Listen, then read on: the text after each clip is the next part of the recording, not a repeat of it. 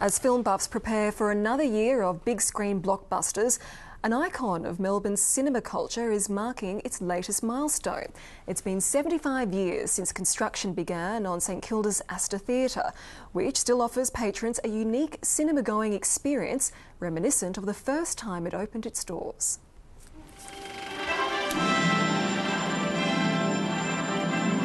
In 3/4 of a century, cinemas and their trends have changed dramatically.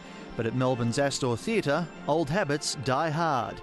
This two-storey single-screen palace remains a living portrait of the 1930s, from its Art Deco design to its classic furniture. It's also the only theatre in Australia that still shows regular double features on film, including the latest and greatest in cinema. We screen film rather than digital projection. Seeing a film up on a big screen is completely different to watching it at home on a DVD or, on your laptop or something like that. It's a unique experience coming to the Astor. Often it's more of an event than just a cinema-going time.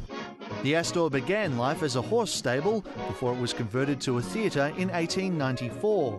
But it wasn't until December 1935 that cinema chain owner Franco Collins spearheaded the Astor's construction, where it remains in operation to this day.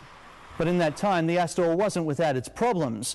The introduction of television to Australia in 1956 saw audience rates plummet. By 1964, it was up for sale again. But by then, Melbourne had become the home of one of the largest Greek populations outside of Europe, so it was purchased and converted into a Greek cinema.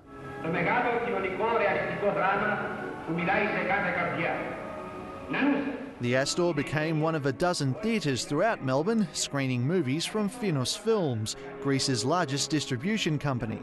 It was the only entertaining for these people after working the whole week in the factories or in any other business. Thousands and thousands of Greeks every Saturday and Sunday to see their own films with the kids, with their parents. They used to come with their friends.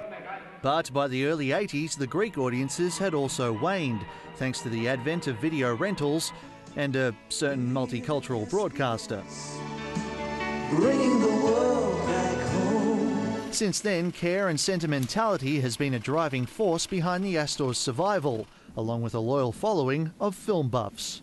It's like a big movie-going church, and that's what cinema culture used to be. It's been such a battle for these independent cinemas to stay open. They cannot compete with the home movie market, they can't compete with the multiplexes, downloads, you name it. The Astor is a place where you can go there and explore and go back in time and find out about all this amazing cinema culture.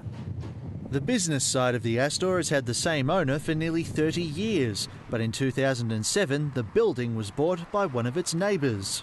St Michael's Grammar plans to refurbish the theatre to use as part of its performing arts program, but its function as a public cinema is expected to remain untouched. They're all to be explored at this stage, and I think that we actually haven't really mapped out entirely what the future is, but I think the assurance has always been that one of the things we do want to protect is its use as a cinema. Where good times and film reels will keep rolling for the next generation of moviegoers. Manny Sigas, World News Australia.